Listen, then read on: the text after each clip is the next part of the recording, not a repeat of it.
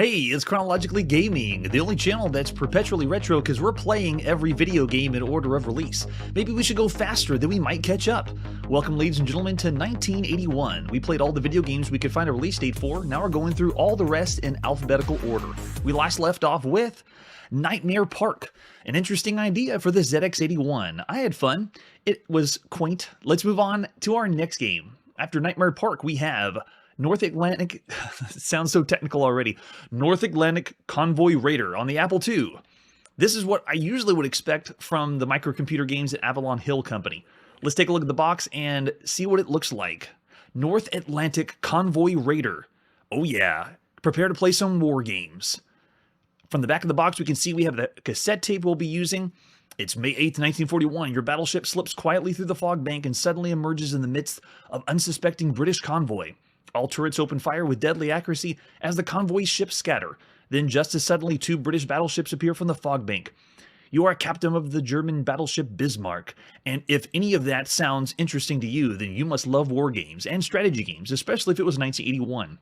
You can see the different versions. It's on Atari, home computer, Apple II, the Commodore PET, and the TRS-80 Level 2, all with 16K memory to play. 16K memory to play.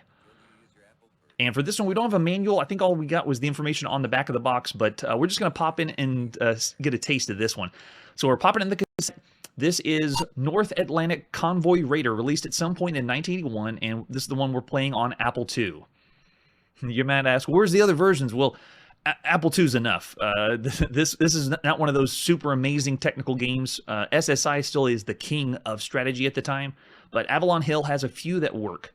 Okay, so you're the captain of the Bismarck. How many ships will you fight? 4. Let's fight 4 ships. This is the British fleet. Oh, and it told us pretty quick and then moved on. We are going a little faster, at least the system's faster than it would have been in 1981. Okay, so here we go. We begin the game, and if it looks familiar, this interface is very similar to Star Trek, which was on a lot of computers at the time. It's the same idea. You have a grid-based, and you're making decisions, have to use commands to type everything in. But essentially, this is it. The units do their moves. You can see in the top left corner the date of where we play, and it just goes turn by turn. You make decisions and commanding your ships and attack. It is completely tactical. The user interface has much to be desired. And there you go. That's your taste of North Atlantic Convoy Raider. Now, for the time, I checked the reviews, and it wasn't super favorable. It was still around the typical average range. For the purposes of the channel, and considering every game we played up to this point, North Atlantic Convoy Raider gets a 2.5-star rating, just slightly below average. Works for us. All right, let's see what our next game is. All right, we're going from one home computer to another. This is the TRS-80 color computer. The Coco has Nuclear Submarine Adventure. Now, this one is even harder to come by. You can see we just have a screenshot for it. So we're just going to pop in and play Nuclear Submarine Adventure. If it has the words adventure, that means we're ready for a text adventure. Let's check it out. All right, this one's on basic.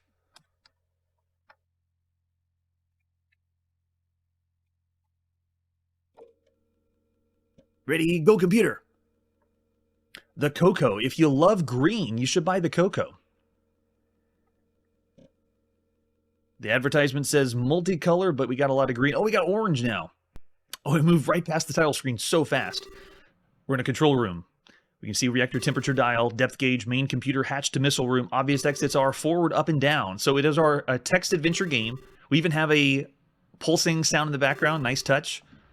Your command. Let's see, we can have reactor depth gauge, look gauge, if I can spell it. No, I didn't even spell it right. Look computer. Look computer. Got to type a little bit slower. One circuit board is missing. Okay, so we got to go find that circuit board. Can we go south?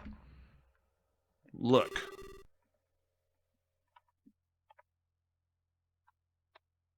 Look.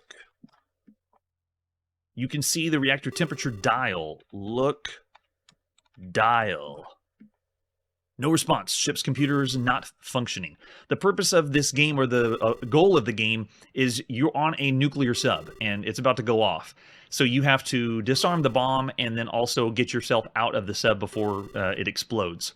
So it's like a a very early rescue or a tense, like a stress game that you're trying to do as quick as you can. I'm pretty sure it's not timed, though. We do have a cool sound effect happen in the background. I don't think that's giving us a purpose for the game, except that you need to freak out and quick type things in as fast as you can. And we have the hatch to the missile room. Let's open that hatch. No response. The ship's computer is not functioning. Oh, so we got to fix the computer first. Is the circuit board on the ground? I don't understand get board. We'll look again. Where's that circuit board? Main computer, hatch to missile room. What about just open? Open hatch. Still doesn't work. So it's a puzzle game like all the text adventures for the time. It's pretty simple. In fact, this reminds me a lot of the game we just played on the TRS-80 Coco, Mars. Similar idea. We didn't have the exact same premise, but pretty close from what we had before. All right, so with that, of all the games we played up to this point, Nuclear Submarine Adventure is your standard adventure game. All right, so for all the games we played up to this point, it's okay. It's really not something that's super enjoyable unless you are into the text adventure genre, and it's not doing anything to really push anything further for it. So we'll say again, it's subpar, 2.5 stars, considering everything else we've seen up to this point. So 2.5 stars for Nuclear Submarine Adventure. Let's see what's next. All right, our next game is on the Apple II, and this is Oil Rig. Let's take a look at Oil Rig. Starting off with the artwork. Here's the advertisement flyer. You can see it right in the center of the page. Oil Rig, programmed by Kevin Bagley. Way to go, Kevin. A very fast-paced program combining strategy and arcade skills. We've heard that before. They try to hype up the strategy genre, making it more exciting by calling it fast. You venture into the oil market, buying, selling oil products. Prices change even as you are buying. Build your fortune high enough and you can afford to prospect and drill for oil. Watch out for disasters, practice good business. So it's a tycoon game before we even had the Tycoon series. But it's a business management simulation game. All right, let's slide the disc. Turn the knob, turn your computer on, and play. It really wasn't that easy in 1981. If you've ever worked with an actual Apple II computer, it is not easy to work with. Nice, we got graphics right in the beginning. So published by CPU Software at some point in 1981, here is Oil Rig. There we go, by Kevin Bagley. This would be a larger scale simulation or business simulation game than what we've seen before, like Lemonade or Lemonade Stand. You're just dealing with a lot more money. The big draw that this one has, and I'll show you in a sec, how many years? 10 years. Man, you want to play this game for 40 years? Okay. Hey, welcome, Jeff Quest. So we got novice through pro. We are definitely novice with the oil industry. Okay, so here is the big draw of this game. While you only see text, Oil Rig is one of the very first real-time management simulation games. And as you can see now, the game is changing the price of the oil and doing it real time. And I don't think there's a date checker. Yeah, there's no date checker, but this is one of the very first games that it's real time strategy. If you were into business simulation. And so we played this before where you take turns and it's turn-based. But here we go. This is a real-time simulation game. One of the first. Oil Rig is just text, but you still make decisions. And you can see we got commands like we can buy, sell, prospect, and drill. And so those decisions that you make in the game determine how well your oil company is. You can become an oil magnate. We start off with $1,000 cash. We got no income, no tax. So if we wanted to buy, let's buy some gas. How many do we want of gas? We'll say 5. So we bought that much, and then we watch how well it's doing in the market, and then you just make more decisions like that, just typing simple commands, kind of similar to Lemonade Stand that we had played before on the home computers. But there you go. That's Oil Rig for the Apple II. It is not your average game, but still not everybody's cup of tea. It's a genre that's kind of, it's iffy. But for the time, I'm going to still say because of the real-time mechanic, that one's a push above everything else we've seen so far. I'm going to go 3.5 stars for Oil Rig. And man, oh man, this influenced a lot of games too. That's the only reason it's this high up. All right, so after Oil Rig on the Apple II, let's see where we're going next. Yes, next is also on the Apple II. This is Olympic Decathlon. A really impressive game. Take a look at the box for this one. Microsoft, Olympic Decathlon. Microsoft. One of the very first Microsoft releases. Here's your chance to become an Olympic champion in the greatest of all athletic competitions, the Decathlon. This exciting skill game takes you through all 10 events of the real competition, from the pole vault to the discus to the 100-meter dash, testing your prowess in 3 diverse track and field disciplines. Running, jumping, throwing, each event is presented with incredible animated graphics that put you directly in the action. To meet the challenge of a champion is difficult. To win the gold medal, you need a good sense of timing, fast reflexes, and good coordination. All right, so that is the box. We also have some more info.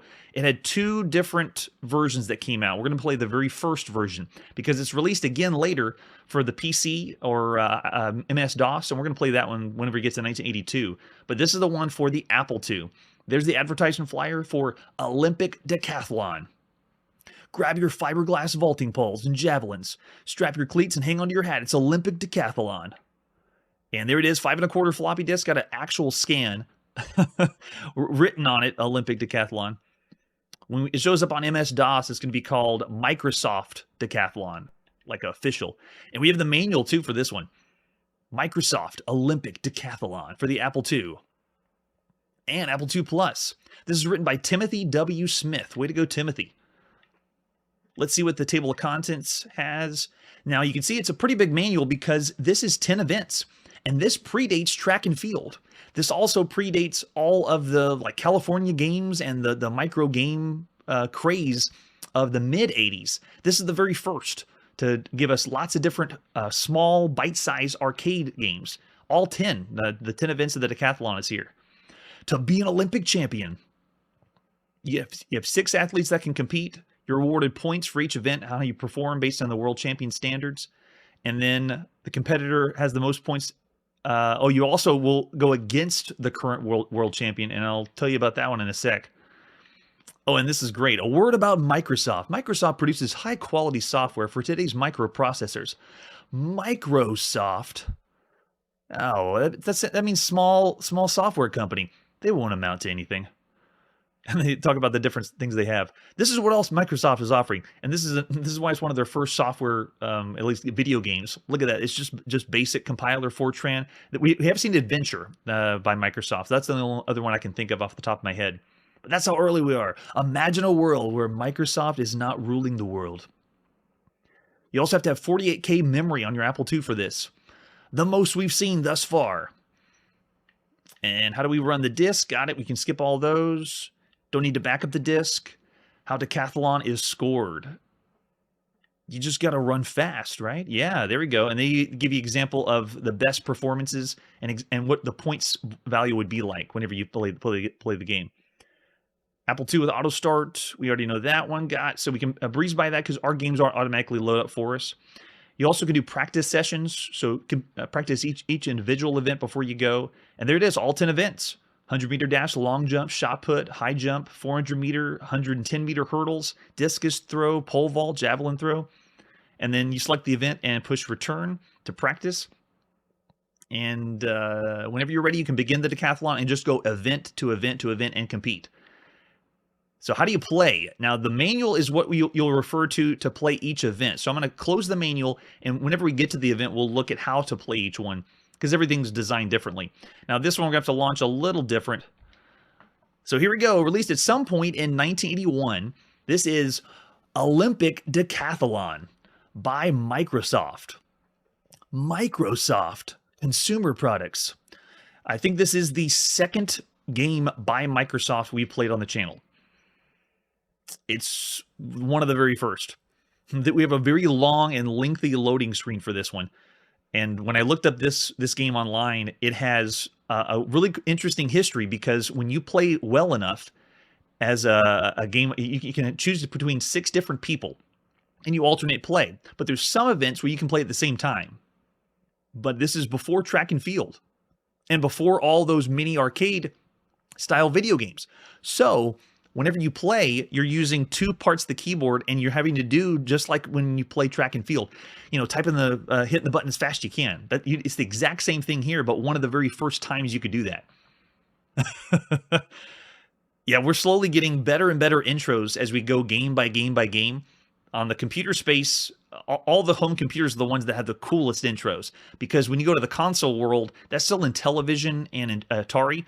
They really don't have any intros. The computer games, though, they're bumping it up a notch every single time. So whenever you play and you do well enough in the events, at the very end, you play the current world champion from the 1976 Olympics, Bruce Jenner. And I think he's in the game. So Bruce Jenner's in here somewhere. All the way back in 1981, you could. There we go. The Olympic Decathlon is the ultimate athletic competition, which determines the world's best all-around athlete. If you wish to practice runs, jumps, or throws, you must do so now before you begin. But we're going to go. It's time to go. We want to be the world's greatest athlete. This is the very first game of its kind to do this. Break the game up into a bunch of different mini games that you could play, and it's going to get really popular whenever the arcade does it, when we see track and field in the arcade, or Hyper Olympic as it's known in Japan. Are you ready to begin the decathlon? Yes. How many athletes are competing? We'll just say 2. Each athlete should have a different first name. I'll put me in as athlete number 1, and the other person in the chat is Jeff Quest.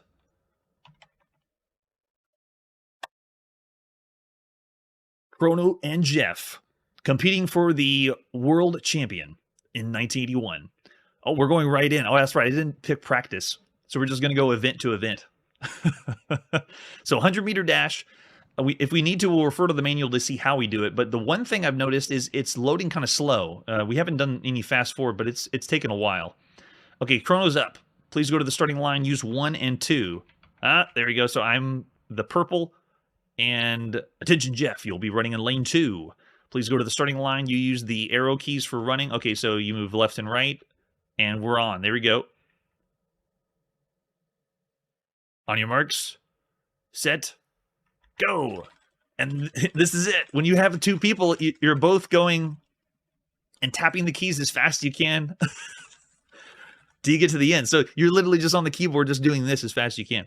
Press escape to continue, or question mark for standing. So you can look and see based on who played. So right now, Jeff Quest is up on the 100-meter dash. But a simple gameplay. It's just pushing the keys as fast as you can. That's how you run. For the first event. Now we got on to our next event, the long jump. Controls are pretty intuitive. You got the idea for running. You just tap it as fast as you can. I wonder how they're going to do the long jump. Attention, Jeff, you may now take your first trial. What will be the speed of your run-up? We'll crank it up. Let's go 1,000 centimeters a second. Got to go fast, right? Press the spacebar to begin approach, X key to plant your takeoff foot, then return to jump. Okay, so space X return. Okay, here we go. I love that this video game is explaining how to play while we're doing it, because we play home computer games that do not tell you anything, and then they expect you to either refer to the manual or figure it out yourself. All right, here we go. We're running up. We're supposed to have cool animation. Where is it? Oh, nice. Oh, we got a foot fault. Step on the plasticine. Darn. You jump 23-degree angle for a distance of 791 centimeters. Press escape to continue. Okay, here we go. So now it's Chrono's turn. You may now take your first trial. What will be the speed? Go fast or go home. 1,000 centimeters a second. Press the spacebar to begin, X to plant your foot, and return to jump. Ready, set, go. If you're just tuning in, this is Olympic Decathlon, one of the very first games to do this. Darn, I overshot it again. I'm trying to go as far as I can. Oh, there we go. 29-degree angle, but I don't think it counts because we step over the line. All right, so that's first trial. So now we get second trial for Jeff Quest. What will be the speed of your run-up? 1,000. Go, go, go. Yeah, this game would be so much fun to be at home and have multiple. You can have 6 people to play, so you're alternating turns, trying to do the best you can, and it's just like the track and field games. A blast. Okay, here we go. So going off again. Let's do it way early. Not going to go over the line. And you can see as soon as you plant your foot, oh, whoa, I don't know what's going to happen there. A meter goes across, and then depending on what the meter is, that's when you hit enter. So you have to wait a little bit. All right, here we go. So now Chrono's turn. We're up. Welcome, old Curtis B. We're playing Olympic Decathlon on the Apple II. Before next year when it's released on the IBM PC as Microsoft Decathlon. All right, we're going 100,000 centimeters a second. And go, we're ready. Don't overshoot the line. Chrono's up. Go, go, go, go, go. Oh, it's about the same. It looks like the same thing. And what's our standings now? So now we got Jeff Quest still in first, Chrono in second. And then it moves on event to event. We're not going to go through all 10 events, but you kind of get the idea. This is the very first time. Oh, we have 3 trials. Okay, we're going again. Fast. 1,000 centimeters a second. I wonder why you wouldn't pick anything else, though. Because I can kind of get the timing down for going this fast. Maybe you want to slow down if it's too quick for you. Oh. I don't know if that's going to be even further. It looks about the same. 36 degree angle. 741 centimeters. Not bad. Not bad. All right, third trial. I think this will be the last one. So 1,000 centimeters a second. And we're off. Go, go, go. The manual said high quality animation. I'm pretty sure the guy's just one thing and he's not really animating. He's not going very, he's not moving at all. All right, that was 767 centimeters. All right, there's our standings. Jeff Quest still in the lead of the decathlon. So it looks like next is shot put.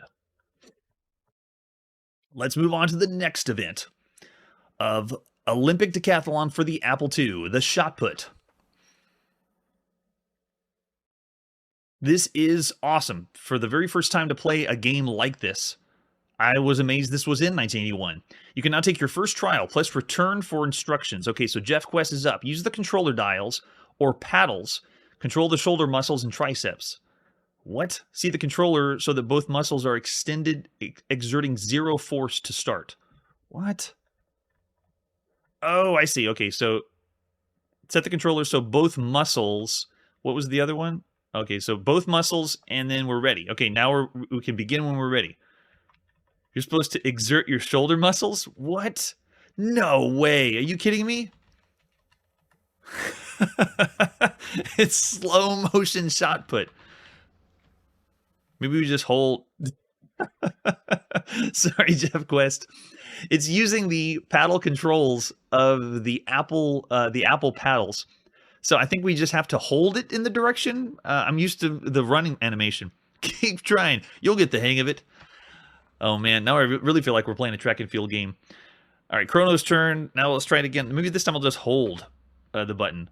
You're supposed to use shoulder muscles and triceps? That's nuts. Okay, so we're ready. Here we go. Let's do the opposite now. Begin when you're ready. Let's just hold it down. 100%. Go, go, go, go, go. I don't know if holding this down is going to work or not. No, it's the same thing. So this one takes more practice. Hey, I threw it further behind me than Jeff Quest, though, that time. That is so bizarre. Keep trying. You'll get the hang of it. Yeah, right. All right, so that was a quick taste. It did take a long time to load, so not really that quick. A quick taste of Olympic Decathlon. I love it. Of all the games we've played so far, this is the first of its kind to break a game into mini games. We haven't played. We've seen arcade games that give you a different screen, and you move on to another screen that's something that looks different, kind of like the arcade game Fantasy. But Olympic Decathlon is taking each event and making it like a mini arcade game. While you could say it's clunky, this is the very first. So for all the games we played at this point, I'm not saying it's like the best thing you could play. It's still really good. We're going to say 4 stars for Olympic Decathlon. Way ahead of its time. And man, this is going to be copied and copied so much. Oh yeah, that's a good point. And I don't think we see any multi-event or mini game arcade games on the consoles for a long time, because I know mid-'80s is when we get the whole like track and field and California games and so forth, because of the on the Commodore 64. I just realized they're playing the Olympic theme. All right, let's press forward and see what our next game is. We're next going to the arcade. Yes, Arcade 1981. Let's see what it gives us. This is Omega Race, starting with the advertisement flyer. Midway, all right, a challenging chase in space. Another space shooter, possibly. Fast-paced action video game featuring star-like components in an energy field. The Omega pilot skillfully maneuvers the fighter ship to shoot and destroy, steadily attacking aliens and deadly mines in their path. Gotcha, okay. There's the example of the arcade cabinet. Oh, that looks great. The coin door's open for some reason. But artwork's awesome. Really, really looks good. And there's our PCB with the control panel. Looks like we have... Oh, interesting. It's using a dial. This is Midway, so you really can't call it the paddle, because that's an Atari term. I don't know what Midway referred to as, but you know, you're going to twist it to control. Then you have thrust and fire, probably like asteroids. Yeah, there's our controls. Just move left, right, and fire. And there's our arcade marquee for Omega Race. We got a manual, the Midway manual, parts and operating manual. There's the 4 different types of arcade cabinets. Upright. Oh, nice. They have a sit-down cabinet for this. The cocktail and mini cabinet. Oh, man, that's awesome. So Omega Race I've seen in the arcades as the upright, not as the sit-down. That would be amazing. All right, so let's scroll down and see if it tells us anything about the game itself. Lots of technical information will breeze by. Omega Race is a 1 or 2 player game with one exception, the sit-down model. I think it's the first time we had a sit-down by Midway. Sega's done it and Atari's done it, but this might be Midway's first sit-down arcade cabinet.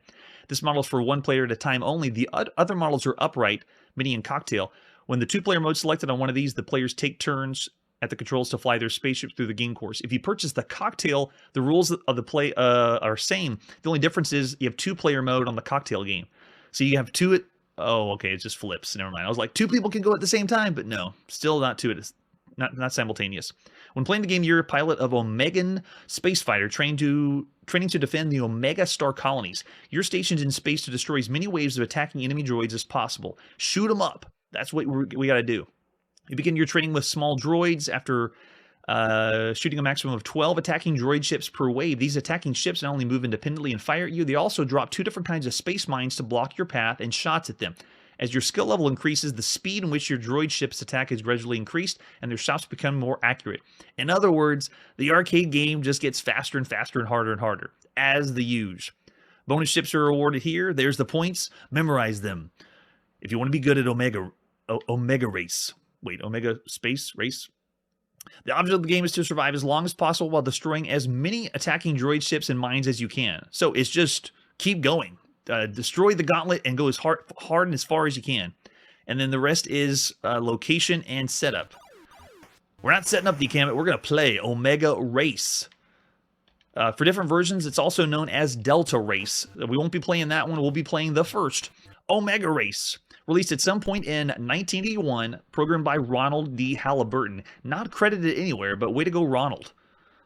All right, so we got all the artwork, our marquee at the top, I believe, and then the side options. Let's see if we can get rid of the marquee to see something else. Where's the... No, it's not. That's the actual artwork around the cabinet. But we have different ones. This is the upright artwork, so let's do a game on the upright and see what it's like. You can barely see the screen, but it's color vector-based graphics, I think. Let's see. Standard? No, it's not. Okay, so it's not color. It's using an overlay for the color graphics. All right, here we go. Putting a coin in. And pushing start. Let's go. So we got the overlay in the background. Looks sweet. We're really far away though, because this is like seeing all the artwork around the sides, but it's like I'm playing a asteroids game that doesn't wrap around. You see when I hit the walls give me a barrier.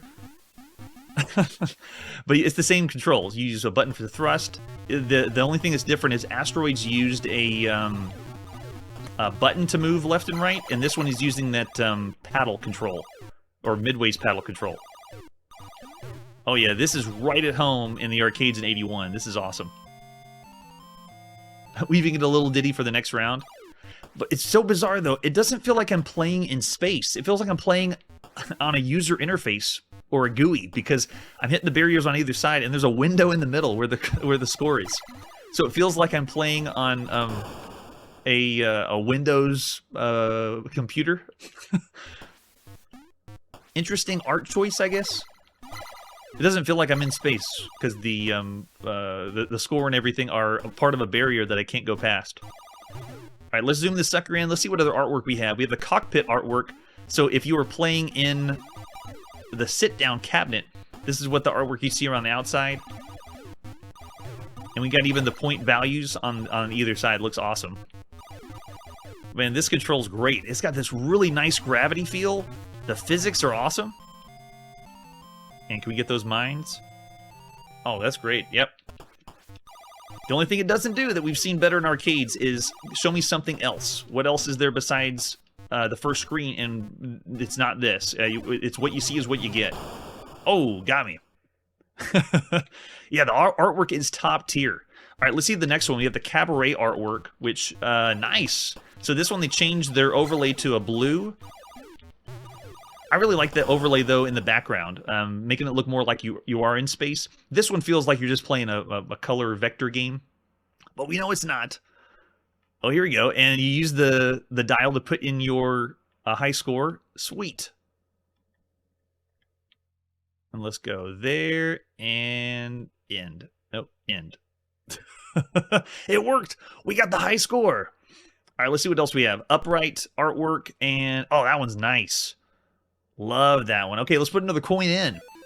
We got all the money here on Chronologically Gaming. And push and start. Actually, let's put some more coins in, see if they give us anything else. Looks like nothing. You push the flashing button, and let's go. Yeah, look at that.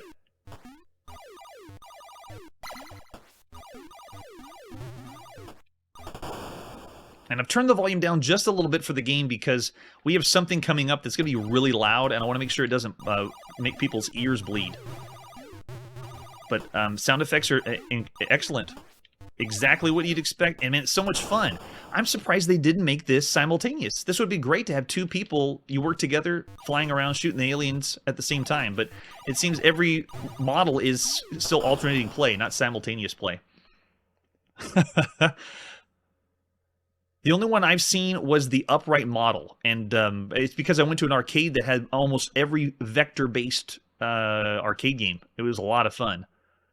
It's Tornado Terry's, if anyone's familiar with that one. All right, so let's see another one. Let's just do the color overlay. Oh, that's boring. That's just the... No, I want the artwork. Let's do the cropped one, and let's do...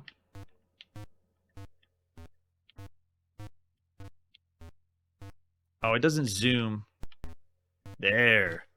Now we're playing Omega Race. Yes. With a so cool background. Reminds me a lot of Asteroids Deluxe. This one, though, feels more like you're in a Andromeda or a cluster of stars. Looks awesome. And you can see the physics. It's great. It's like playing Asteroids. So in a way, Midway, you could say they're kind of behind the times because we've already seen Asteroids and Asteroids Deluxe. But to do a vector-based game similar to that with a style that's slightly different, changes up the artwork a little bit. And they even have the thumping sound effect in the background, like Space Invaders. So the middle area is our showing us how many lives we have, our point score, and then how many credits we have in. I'm not sure if I like one more than the other, because Asteroids, the score and interface was just there. This one, it's blocking, like we have a wall to prevent us from going that direction. But it means the enemies that are chasing you, you have something to help block your way instead of feeling a little defenseless in Asteroids. Oh, it might if we play long enough. Let's go again. We got enough coins. Let's see. All right, so we're in again. When we read the manual didn't say anything about a change in the screen.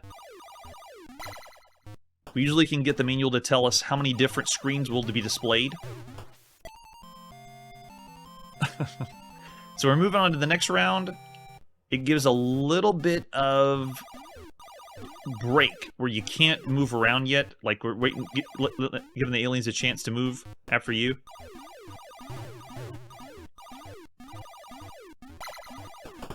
Oh, there's also not a button for like hyperspace or a power-up. So as far as controls, this is it. It's just, you steer your ship, you have thrusters, and then fire, and that's it. So limited compared to the other vector-based games we played. Oh, is that our last one? We got one more? Yeah, still going.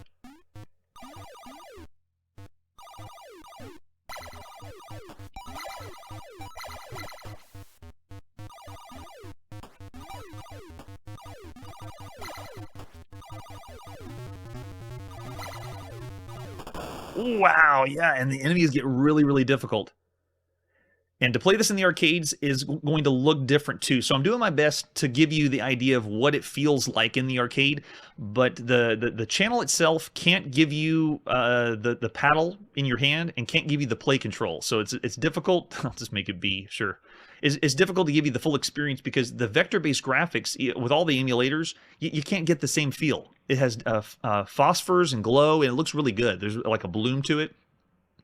Yeah, it's sort of like that. I still give it closer to Asteroids, but even still, if you think of, we played Asteroids and Asteroids Deluxe, it can't be considered like the best of the best because that game has a few more power-ups, but I will give it the artwork. It is really good for the artwork. And so considering everything else, I'd love to hear from the chat.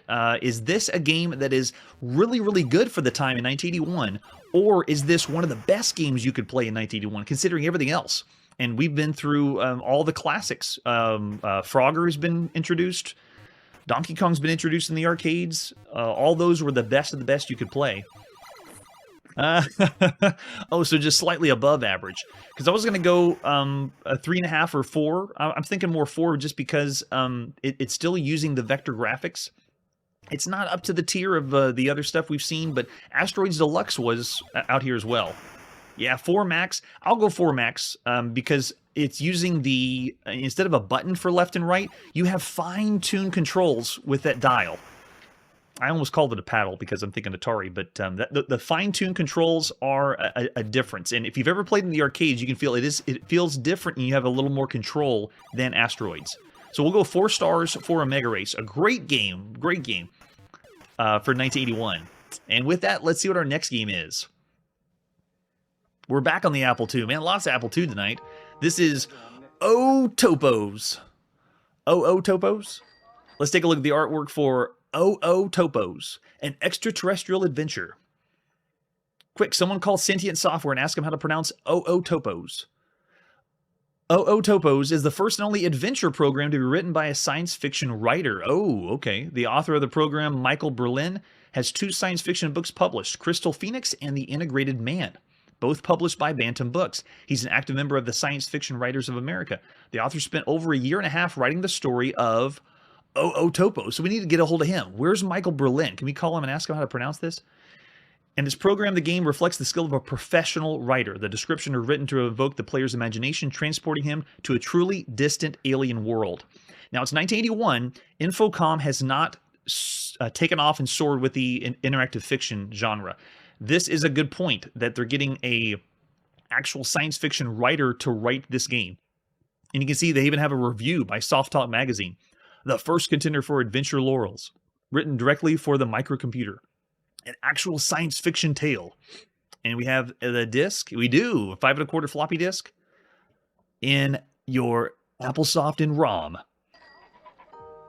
Let's just see about that. We have a manual too. So the manual is, yeah, the extraterrestrial adventure. And this one was re-released several times. They had a graphic version that we're going to see later. This is just the text adventure game.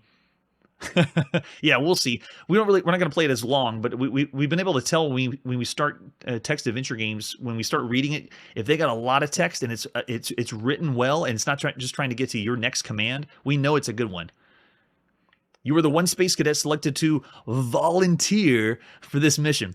Nothing personal, but a rookie cadet could have handled the situation better. You knew full well that failure would mean what would happen to millions, perhaps billions of people if you didn't return with a plague antidote. Your job was simple enough. Appear before the Galactic Council, tell them of Earth's dire need for the serum, get the serum, and get back to Earth. So already written pretty well, at least for the manual. I don't know if that was written by Michael Berlin or not, but it shows you how to play.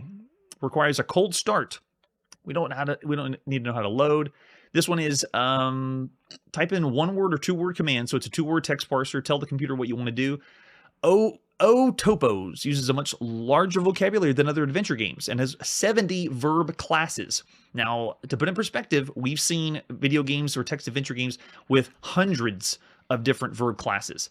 And the biggest one would be Zork. Zork is way up there. I think Zork had 250 to 300. So not super impressive considering everything else we've seen so far. And then it has some helpful hints and gives us some commands we can say. Each time you enter a room for the first time, it's described in full. Every other time you enter the room, a shorter description of where you are is given. If you're unsure, you can type in look or look around and get a full description again. There's several mazes inside the alien prison that are extremely difficult to navigate. As a matter of fact, I think the author is still stuck inside one. They're probably going to tell you, make your own map. Don't forget to draw a map, because everyone did that in 1981. And then we have the warranty. Cool, we got a manual. Really not a lot of help.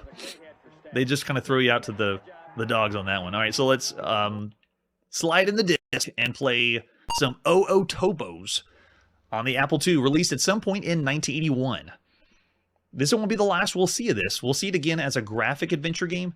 This is the very first time, and then I think we'll also see it on the Coco too. An extra, well, all the computers. We're going to see this a lot. An extraterrestrial adventure by Michael Berlin. All right, let's go. We're in.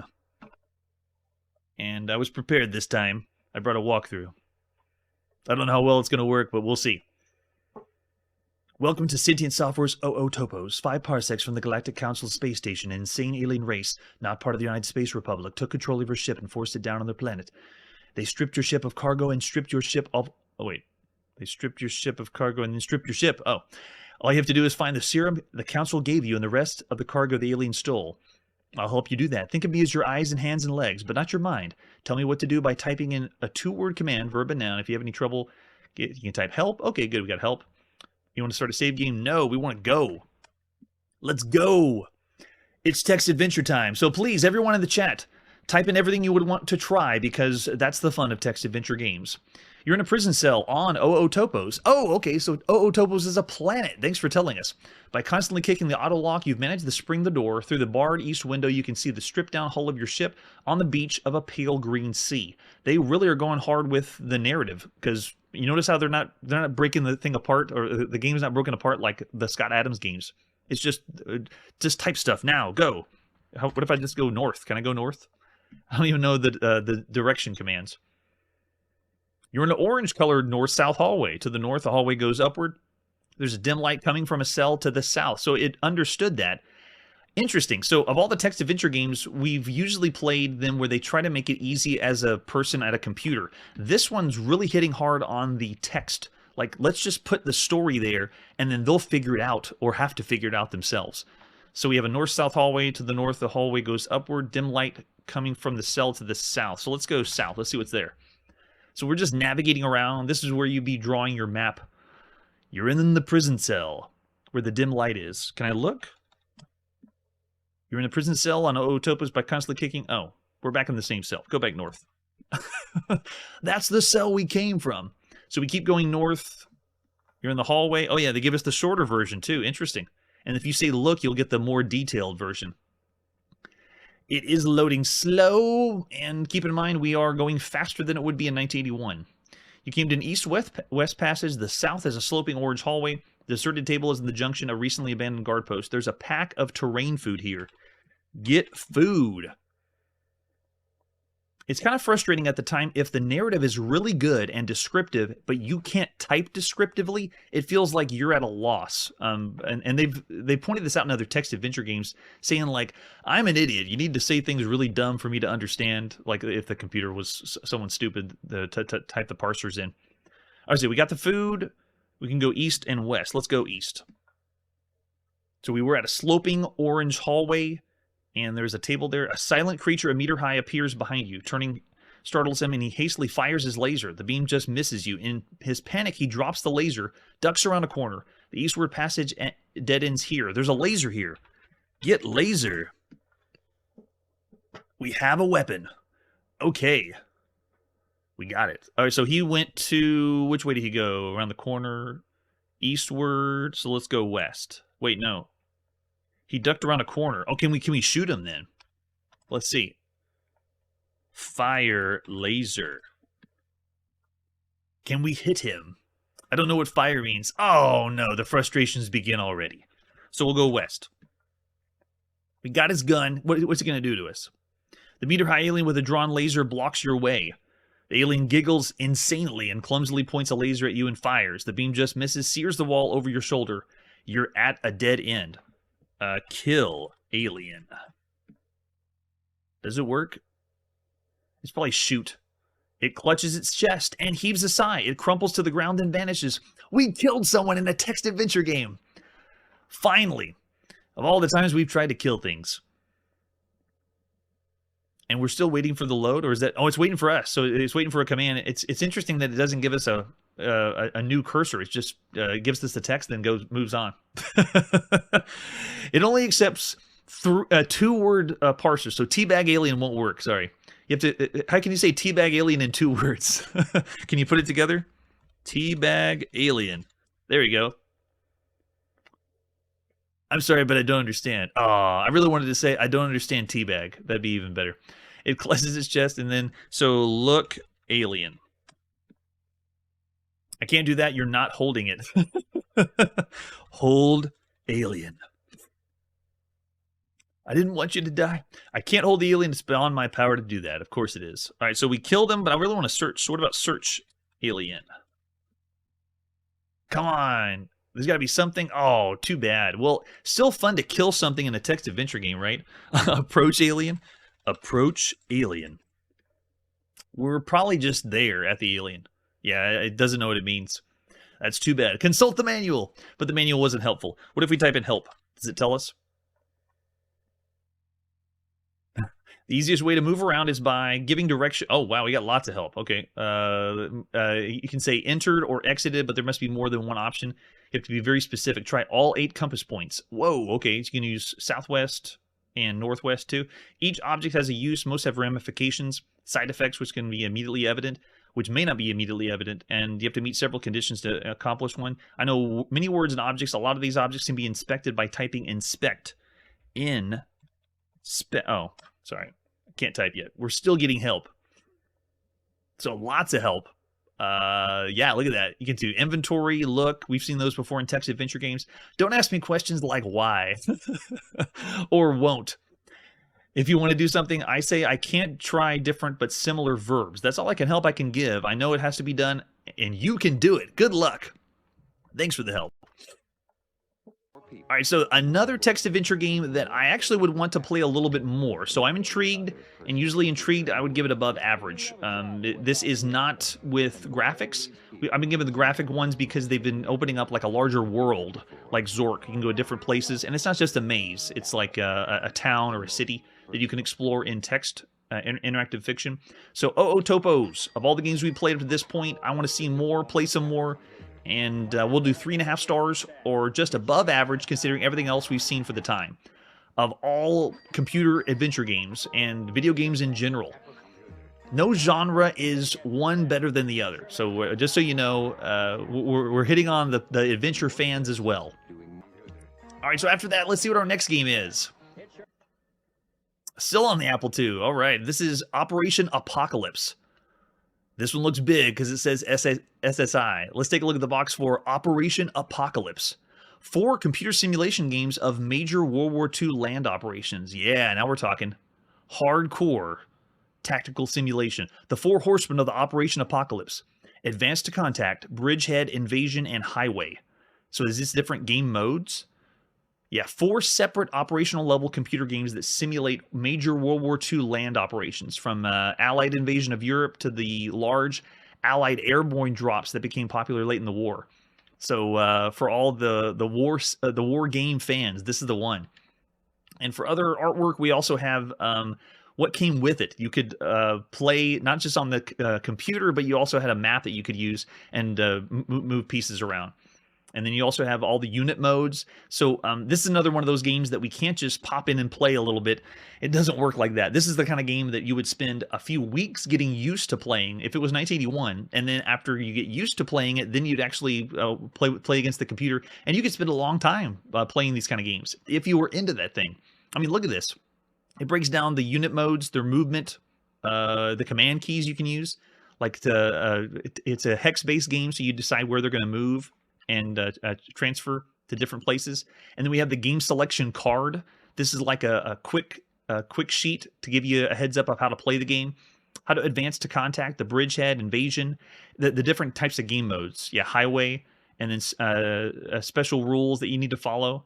And this right here isn't the manual. This is just the quick reference guide. This was designed by Roger Keating. Way to go, Roger. He also did Rebel Force, which we haven't seen yet. It says playtime is 2 hours. Yeah, right. I would say more. Maybe loading, it'll take 2 hours. And then you can see on the side, it points out all the things that are big about this game. Real-time action based on successful Rebel Force game system, 2-player and computer versus opponent, so you can play against a person if you have someone who knows how to play this game. And then we also have the manual. Oh yes, Operation Apocalypse Manual, or the Rule Book by SSI. Of all the tactical strategy games, SSI is awesome. So it breaks down all the ways to play the game, how to get started, and the command keys here, the different unit modes. So this one is a top-tier game, considering everything else we played for the time. Yeah, you can see how you set up and start the game, and you can use the board that's provided in the box to help you out. There's even more stuff than just the board. Inside the box, they had little trinkets and things you could use to play. So I'm not able to encapsulate everything that this game has. It's a very big game, and you can see we're only halfway through the manual, but lots of commands of how to control your units and move them around. Oh yeah, this is the big one. All right, let's slide in and play Operation Apocalypse, the game you can't just play for a brief few seconds. If you want to get into it, you'd be playing this for weeks.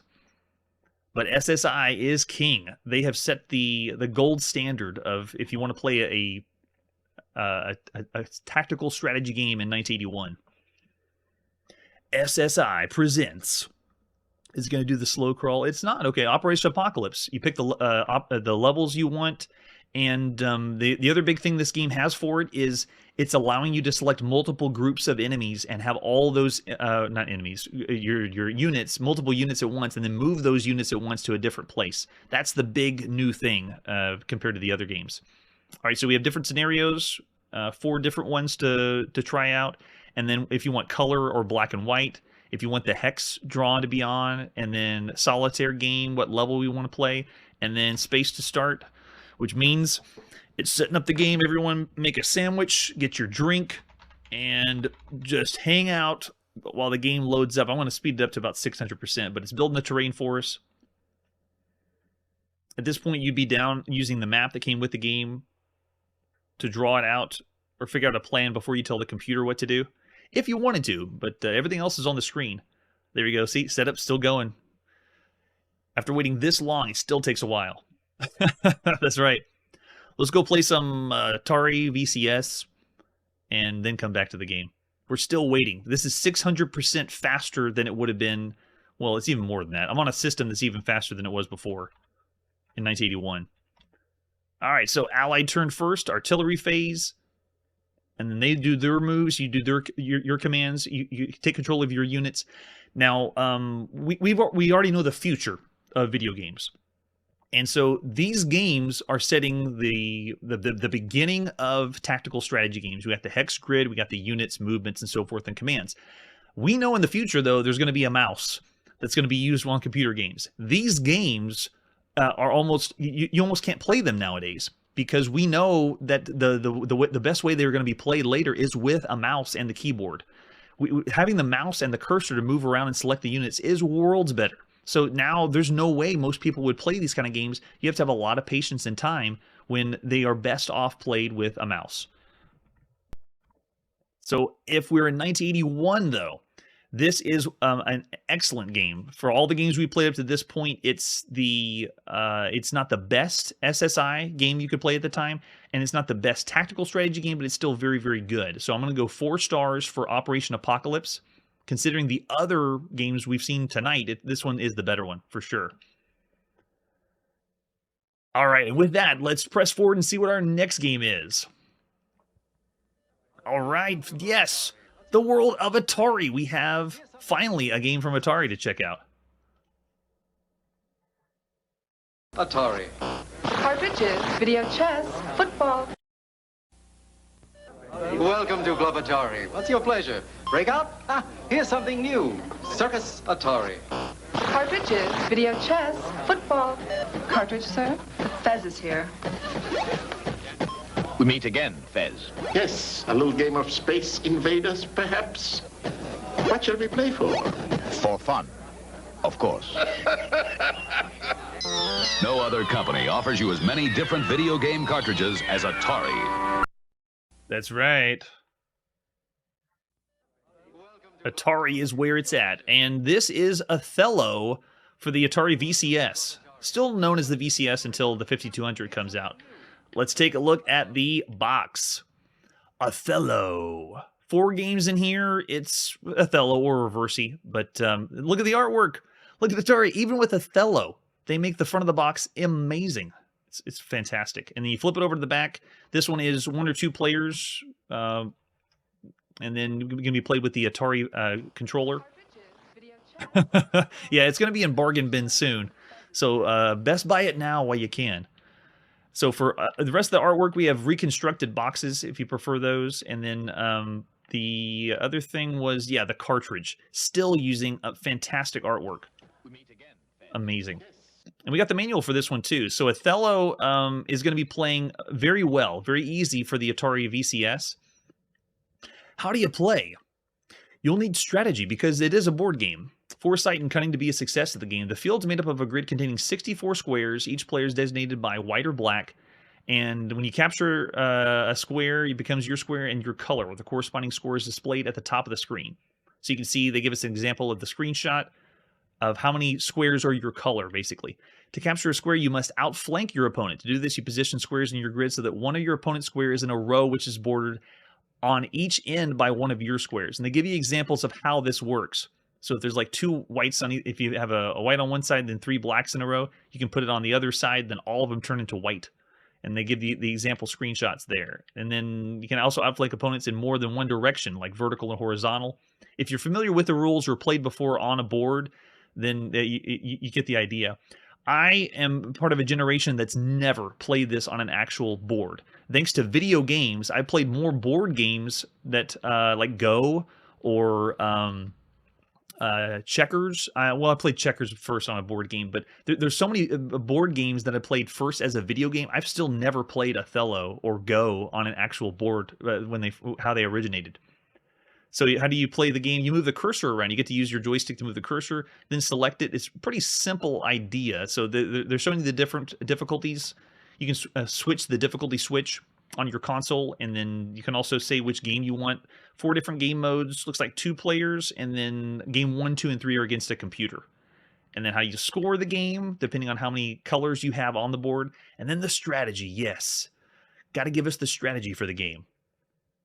Oh, same thing, yeah. I've never played Mahjong, held the tiles myself.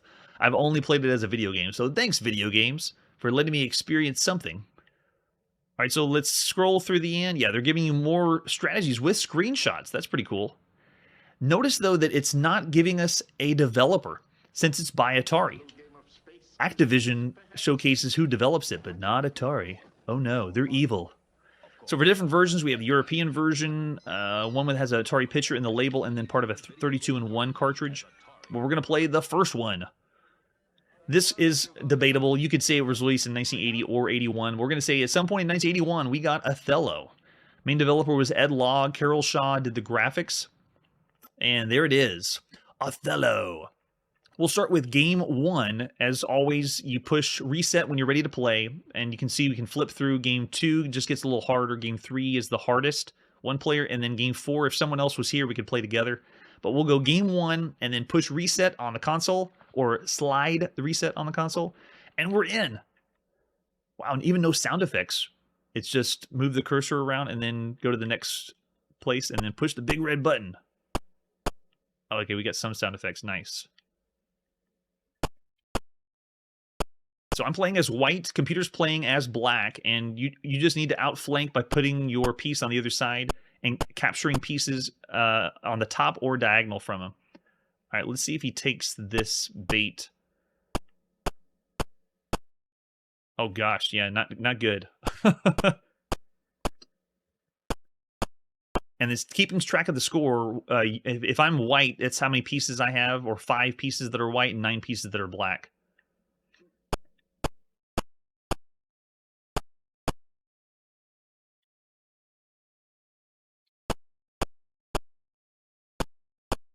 And that's it. It's the classic board game of Othello.